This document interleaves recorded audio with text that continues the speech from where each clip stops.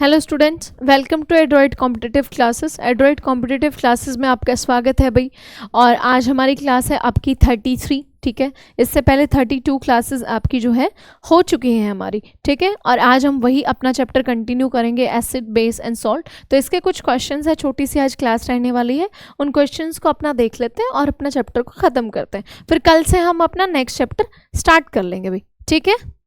और इससे पहले जो बच्चे नए जुड़े हैं वो ध्यान रखें कि हमने बायो जो है वो अपना कंप्लीट कर लिया है। हमारा बायोलॉजी जो है वो ख़त्म हो चुका है और अभी हमारा क्या चल रहा है, अभी हमारा केमिस्ट्री चल रहा है, ठीक है। आपका जीडी का पेपर नज़दीक आ रहा है, इसलिए हम लोग क्या कर रहे हैं, इसीलिए हम लोग पीवाईक्यू पे ज़्यादा फोकस कर रहे हैं।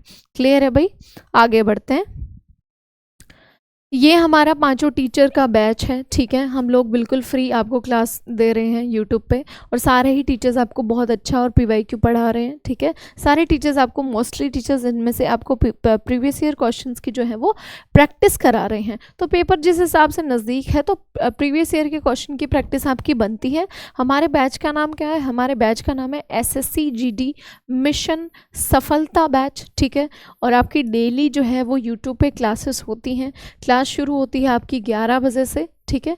क्लास आपकी 11 बजे से शुरू होती है और फिर आपकी जो है क्लासेस जो है वो शाम को 7-8 बजे तक चलती रहती हैं। कुछ टीचर्स का इनमें से जो है आपका प्रैक्टिस सेट भी चल रहा है, तो आप लोग उनका प्रैक्टिस सेट भी देख सकते हो।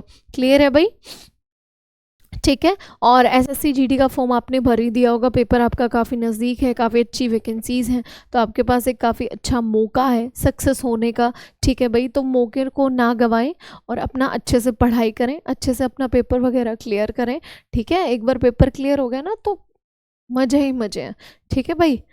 आगे बढ़ते हैं। तो आज का हमारा पहला सवाल है, what do you call a base that dissolve in water. कि अरे कोई बात नहीं, कोई बात नहीं, एक्चुअली में हिंदी का क्वेश्चन दूसरा लगा हुआ है। कोई बात नहीं, मैं इनको इसको हिंदी में बता देती हूँ। हिंदी में क्या होगा ये क्वेश्चन, हिंदी में ये क्वेश्चन क्या होगा अभी लिख देती हूँ। यहाँ पे ये क्वेश्चन जो है वो हिंदी में लिख रही हूँ, ठीक है। हिंदी में लिख देती हूँ क्वेश्चन को। हिंदी में इस सवाल को लिख देते हैं कि अगर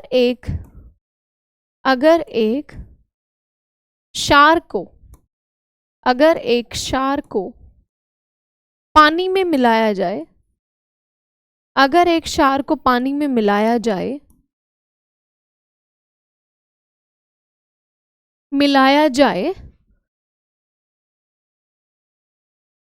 तो हम उसे क्या कहेंगे। मतलब जो घोल हमारे पास रेडी होगा हम उसे क्या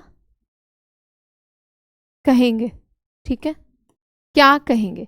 अगर एक क्षार को पानी में मिलाया जाए तो हम उस घोल को क्या कहेंगे? जो हमारे पास घोल रेडी हुआ है हम उसको क्या कहेंगे? तो उसको हम कहेंगे एल्केलाई। उसको हम क्या कहेंगे? एल्केलाई, ठीक है। और ये हिंदी में सेम सारे वर्ड ऐसे ही रहेंगे, एल्केलाई, एल्केलाई, एल्केन, ठीक है, एल्डिहाइड और अल्कोहल, सेम आपके ऐसे ही रहते हैं। और ये क्वेश्चन हमारा कल का है, ओजोन डैश का एक अप्रूफ है तो ऑक्सीजन, ये कल का नहीं बल्कि परसों का वो है, ठीक है। तो ये आपका एक्चुअल में गलत क्वेश्चन है, ये आपका यहाँ नहीं आना चाहिए। क्वेश्चन आपका ये वाला यहाँ पे आ जाएगा, ठीक है भाई। आगे बढ़ते हैं। अगला सवाल है, acidic nature of a soil is shown by high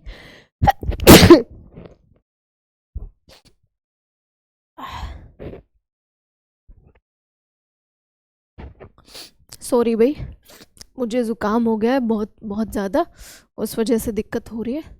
कोई बात नहीं, ठीक है, कोई छुट्टी नहीं लेते। अभी आपका वैसे भी नया साल आने वाला है, ठीक है। तो नए साल पे अपना बढ़िया से एंजॉय करना आप, ठीक है। Acidic nature of soil is shown by high concentration of dash, ठीक है।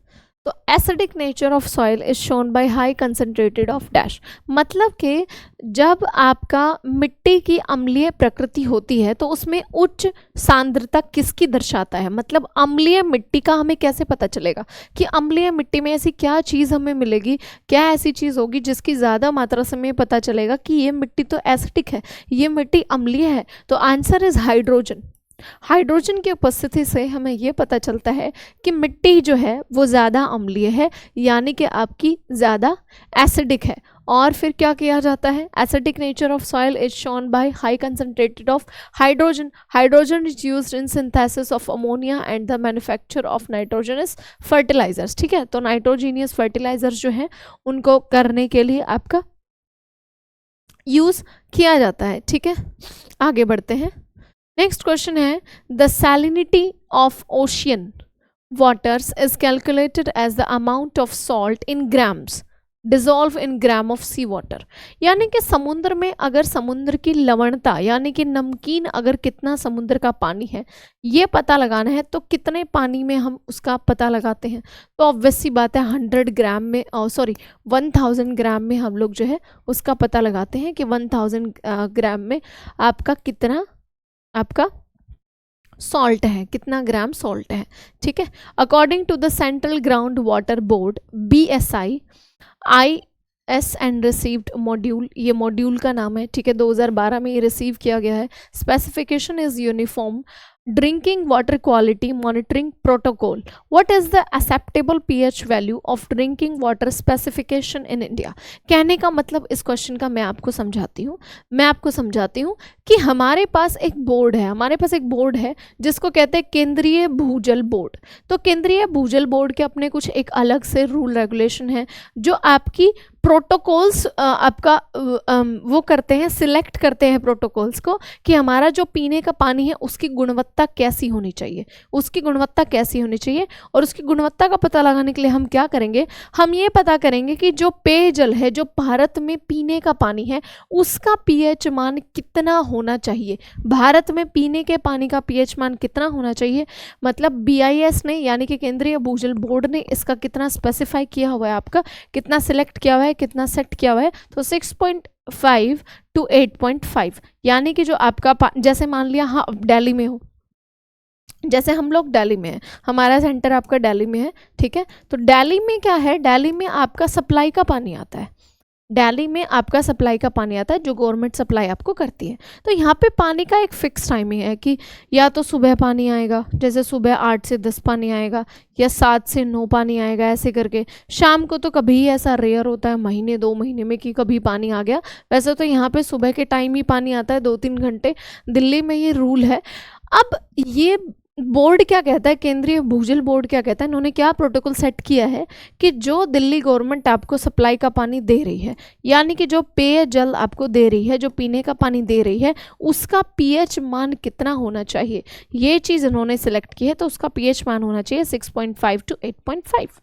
क्लियर है भाई, तो ये वाली चीज़ यहाँ पे समझाने वाली थी। आगे बढ़ते हैं। Which of the following is not a neutral acid base indicator. मतलब कि न्यूट्रल कह रही हूँ मैं, नेचुरल, यानी कि इनमें से प्राकृतिक क्या नहीं है। तो आपका आंसर आ जाएगा थीम लीव्स, हाँ थीम लीव्स, अजवाइन की पत्ती नेचुरल नहीं है। लेकिन अजवाइन की पत्ती के अलावा जो ये 3 ऑप्शन इसमें लिखे हुए हैं ये बहुत इंपॉर्टेंट ऑप्शंस हैं। ये इंपॉर्टेंट इसलिए है क्योंकि इन तीनों फ्लावर से, इन तीनों के फूल या पत्तियों से हम किसी भी एसिड या बेस का पता लगा सकते हैं, और ये प्राकृतिक सोर्सेस हैं। ये हमारे पास प्राकृतिक सोर्स हैं जिनसे हम अपना एसिड और बेस का पता लगाते हैं, जिसमें आपका बैरानियम फूल, जेरानियम फूल, ठीक है, फ्लावर आपका रेड कैबेज लीव्स, लाल गोभी के पत्ते और पेट्यूनिया फ्लावर, ये सब आपके इसमें आते हैं। ठीक है भाई, आगे बढ़ते हैं। अगला 1 मिनट, हाँ अगला सवाल है, all acid generates reacting with metals gas. कि सभी अम्ल जब धातुओं के साथ अभिक्रिया करते हैं तो कौन सी गैस उत्पन्न करते हैं। धातुओं के साथ अभिक्रिया कर रहे हैं और एसिड अभिक्रिया कर रहे हैं तो हाइड्रोजन गैस उत्पन्न होगी, इस बात को ध्यान रखना है। धातुओं के साथ जब अभिक्रिया हो रही है और आपका एसिड अभिक्रिया कर रहे हैं तो हमेशा हाइड्रोजन गैस आपकी उत्पन्न होगी। क्लियर है, देखो ये तो बहुत ईजी सा है। ठीक है, आगे बढ़ते हैं।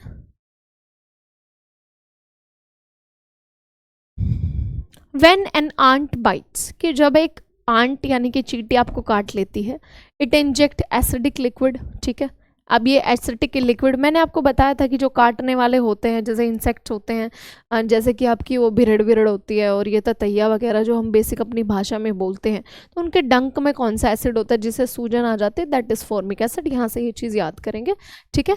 तो ये लिक्विड हमारी स्किन में इंसर्ट करती है। What among the following should be applied to the skin to neutralise. अब मैंने आपको बताया कि जब हम एक एसिड को एक बेस के साथ मिला देते हैं तो हमारे पास रिजल्ट क्या आता है, हमारे पास रिजल्ट आता है न्यूट्रल, यानी कि वो चीज़ न्यूट्रल हो जाती है, वो चीज़ ख़त्म हो जाती है, वो चीज़ आपका शांत हो जाती है।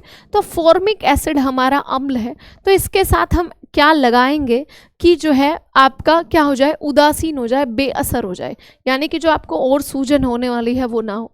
खुद सोचो, लेमन जूस तो पहले से आपका क्या होता है, एसिड होता है। टमाटो पल्प एसिडिक होता है, ठीक है। आपका ब्लीचिंग पाउडर बहुत ज़्यादा वो होता है, कॉन्सेंट्रेटेड और बहुत हाई होता है। तो हमारा आंसर क्या आएगा, हमारा आंसर आएगा baking soda, moist baking soda, नम बेकिंग सोडा। क्या है, तो नम बेकिंग सोडा जो है वो आपका क्या है, नम बेकिंग सोडा आपका क्या है, एक नम बेकिंग सोडा आपका क्या है, एक क्षार है, यानी कि एक बेस है, और जब इसको स्किन पे लगाएंगे तो ये न्यूट्रलाइज कर देगा। क्लियर है भाई, आगे बढ़ते हैं। एंड वी गेट रिलीफ, यानी कि हमें थोड़ा सा रिलीफ मिलेगी, हमें थोड़ा सा राहत मिलेगी, ठीक है, जिस भी कीड़े ने हमें काटा है उससे। विच of the following is another name of folic acid. तो फॉलिक एसिड का दूसरा नाम पूछा गया है, बहुत आसान सवाल है। फॉलिक एसिड का दूसरा नाम है पेट्रोग्लूटामिक एसिड, ठीक है, ये फॉलिक एसिड का दूसरा नाम है, ठीक है। आगे बढ़ते हैं। Which of the following liquid has the highest pH. इसमें से कौन से लिक्विड का सबसे हाईएस्ट पीएच होगा। तो देखो ह्यूमन ब्लड का पीएच कितना होता है, ह्यूमन ब्लड का पीएच होता है 7.4। अगर मिल्क ऑफ मैग्नीशिया का पीएच बात करें तो पीछे ही हमने पिछली क्लास में पढ़ा था 10.5 होता है। लेमन जूस की बात करें तो 2 to 3 होता है, ऑरेंज जूस की बात करें तो 3 to 4 होता है। तो ऐसे करके पीएच होता है। तो इसमें सबसे हाई पूछा गया, तो हाई तो सबसे ज़्यादा मिल्क ऑफ मैग्नीशिया का है, तो answer is option number B is the right answer. मतलब मिल्क ऑफ मैग्नीशिया इस क्वेश्चन का बिल्कुल सही जवाब हो जाएगा। देखो सबकी पीएच वैल्यू लिखी गई है इसमें कि मिल्क ऑफ मैग्नीशिया का होता है 10.5, ठीक है, आपका ह्यूमन ब्लड का 7.4 होता है, लेमन जूस का 2 to 3, ऑरेंज जूस का 3 to 4, ऐसे करके, ठीक है। आगे बढ़ते हैं। Litmus paper changes to colour when put in soap water. सबसे पहले तो कोई भी साबुन क्या होता है आपको ये पता होना चाहिए। तो कोई भी जब साबुन होता है तो वो होता है बेस, और हमने कल ही पढ़ा था कि जो लिटमस पेपर होता है वो अपना कलर कैसे चेंज करता है, कि जब एसिड होगा तो वो अपना कलर कैसा करेगा, रेड। जब बेस होगा तो वो अपना कलर कैसा करेगा, ब्लू।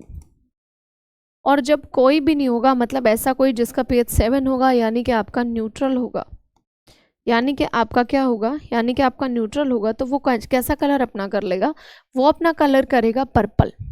तो इस हिसाब से इसके अकॉर्डिंग आपका आंसर क्या आ जाएगा, आंसर आ जाएगा ऑप्शन नंबर ए, यानी कि ब्लू, यानी कि नीला। ठीक है भाई, समझ में आ रहा होगा आई होप सारे बच्चों को। ठीक है भाई, आगे बढ़ते हैं। What is the molecular formula of hydrochloric acid. Hydrochloric acid हम बहुत बार पढ़ चुके हैं, HCl। हाइड्रोक्लोरिक एसिड को HCl लिखा जाता है। ये तो मैं आपको डे फर्स्ट से पढ़ा रही हूँ, जब हमने डाइजेशन में हाइड्रोक्लोरिक एसिड पढ़ा था तभी से हम लोग इस चीज़ को पढ़ रहे हैं। तो HCl क्या है, आपका हाइड्रोक्लोरिक एसिड है। फिर आपका दूसरा है H2SO4, इसको कहते हैं सल्फ्यूरिक एसिड। ठीक है, आपका अगला है HNO3 यानी कि नाइट्रिक एसिड। ठीक है, KOH आपका पोटेशियम हाइड्रोक्साइड, और इसी को कास्टिक पोटाश भी कहते हैं। ठीक है, बेसिक मतलब इसका नाम जो है वो कास्टिक पोटाश भी है, कास्टिक पोटाश के नाम से भी इसको जाना जाता है। What is the chemical name of the salt found abundantly in sea water. मतलब जो आपका सी वाटर में, आपका समुद्र में जो पानी पाया जाता है, समुद्र में जो पानी पाया जाता है उसमें जो नमक होता है, तो वो जो नमक होता है, मतलब जो केमिकल होता है कि उस नमक जो होता है उसका केमिकल नेम क्या है। तो आपको पता है कि हमारे समुद्र में क्या पाया जाता है, NaCl यानी कि सोडियम क्लोराइड। तो आंसर आ जाएगा सी, यानी कि सोडियम क्लोराइड। और यही नमक जो है हमारा वो खाने वाला होता है, ये थोड़ा सा प्रोसेस्ड हो जाता है, उसमें से जो गंदगी वगैरह होती है प्रोसेस करके, या फिर और अगर कोई चीज़ साथ में कोई चिपकी हुई है तो उसको अलग से निकाल के और उसको बाहर कर देते हैं। तो ऐसे करके ये आपका प्रोसेस होता है। Sodium chloride is found in abundance in sea water, ठीक है। The pH of liquid was found to be 7, which liquid it is likely to be. कितना आसान सवाल है कि एक तरल का pH 7 है तो कौन सा तरल की होने की संभावना है। अब एक तरल का pH 7 है तो वो क्या होगा, पानी, वाटर। सीधी सी बात है, न्यूट्रल तो हमारा पानी होता है, वाटर ही होता है। जो आपका बैटरी वगैरह में वाटर डलता है, आपने देखा है बैटरीज में हम वाटर डालते हैं, इन्वर्टर की बैटरीज में, उसका pH होता है 7, ठीक है। Pure water has a pH of 7, लेकिन हम प्योर वाटर नहीं पीते। What is the pH of rain water during acid rain. तो देखो बेसिक अगर देखा जाए तो जो रेन वाटर होती है, यानी कि जो आपकी वर्षा जल होता है, जो वर्षा जल होता है उसका pH कितना होता है। बेसिकली वर्षा जल का pH होता है 6 to 7। जो आपकी नॉर्मल, अगर आपका रेन वाटर है, अगर आपका नॉर्मल रेन वाटर है तो उसका pH कितना होता है, उसका pH होता है ऑलवेज 6 to 7 अगर आपका नॉर्मल है। लेकिन एक बिल्कुल क्राइटेरिया सेट गवर्नमेंट ने किया हुआ है। आपने देखा होगा जो सीजन की पहली बारिश होती है, आपने देखा होगा जो सीजन की पहली बारिश होती है, हमारे मम्मी पापा भी ऐसे बोलते हैं, बेटा ये गंदा पानी है इसमें मत नहाओ, अभी नहाने वाली बारिश नहीं है ना, क्योंकि वो एसिडिक रेन होती है। और वो एसिडिक रेन किस बिहाफ पे बोला जाता है, वो बोला जाता है कि नॉर्मली तो आपका रेन वाटर का जो pH होगा वो 6 to 7 होगा, लेकिन एसिडिक का क्या होगा, आपका 5.6 से कम होगा, लेस देन 5.6, यानी कि pH जो है वो 5.6 से भी कम चला जाएगा एसिडिक रेन का, ठीक है। इसीलिए हमारे पेरेंट्स ऐसे बोलते हैं, बेटा ये गंदा पानी है इसमें नहाना नहीं है, बट हम तो मानेंगे नहीं, हम तो नहाएंगे, कूद देंगे, ठीक है, तो फिर बीमार होते हैं। ये देखो लेस देन 5.6, ये क्राइटेरिया गवर्नमेंट ने सेट किया हुआ है कि अगर ऐसा pH वैल्यू है तो फिर आपका रहेगा। नेक्स्ट है कि हमारा ह्यूमन बॉडी में किस रेंज के pH वैल्यू में काम करता है। हमारी ह्यूमन बॉडी मतलब हमारी ब्लड वेसल्स, हमारे सारे ऑर्गन्स, ऐसा कितना pH होना चाहिए कि वो जिस pH में हमारा काम करने में पॉसिबल उनको लगता है, तो 7 to 7.8, यानी कि हमारा न्यूट्रल माध्यम में ही हमारी बॉडी जो है वो काम करना पसंद करती है, ना कि एसिडिक में और ना ही आपका वैसे। ये देखो आर्टीरियल ब्लड नॉर्मल रेंज इतना है, ठीक है, which is where we measure it medically हम ये मापते हैं कि बॉडी का कितना रेंज मतलब होना चाहिए, सर्वाइव एंड फंक्शन करने के लिए बॉडी में कितना हमारा pH होना चाहिए, तो इतना pH होना चाहिए। Which gas is produced when metal reacts with dilute acid. जब धातुएं तनु अम्ल से अभिक्रिया करती हैं तब कौन सी गैस निकलती है।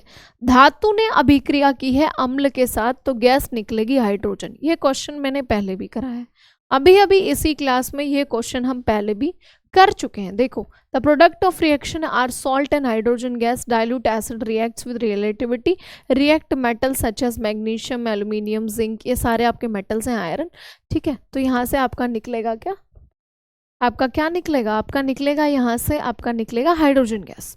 नेक्स्ट क्वेश्चन है आपका, विच of the following acid source pairs is correctly matched. Last class में हमने ये बहुत पढ़ा है, अभी मैंने आपको पढ़ाया कि फॉर्मिक एसिड किस में होता है, फॉर्मिक एसिड होता है इंसेक्ट्स में, फॉर्मिक एसिड होता है इंसेक्ट्स में। और इन्होंने आपका पूछा है करेक्टली मैच्ड पूछा है, ठीक है। सिट्रिक एसिड मैंने आपको बताया था खट्टी चीज़ों में होता है, तो लेमन, तो आंसर ऑप्शन नंबर 20, तो इसका सही आंसर आ गया। सही आंसर आपका क्या आ गया, ऑप्शन नंबर बी इसका सही आंसर आ गया। बाकी हम अब बात करते हैं लैक्टिक एसिड की। फॉर्मिक एसिड मैंने बता दिया इंसेक्ट्स में होता है, जो काटते हैं उनमें फॉर्मिक एसिड होता है, ठीक है। टैमरिन में क्या होता है, टैमरिन में आपका टार्क्टिक एसिड होता है, टार्क्टिक एसिड आपका टैमरिन में होता है, टार्क्टिक एसिड। लैक्टिक एसिड किस में होता है, लैक्टिक एसिड होता है आपका मिल्क प्रोडक्ट में, मिल्क प्रोडक्ट्स में, और ये विनेगर में आपका एसिटिक एसिड होता है, ठीक है। और आंट स्टिंग में फॉर्मिक एसिड होता है, ये देखो आंट स्टिंग में अगर देखें तो फॉर्मिक एसिड होता है। क्लियर है भाई, आगे बढ़ते हैं। Which of the following has pH value nearest to 0।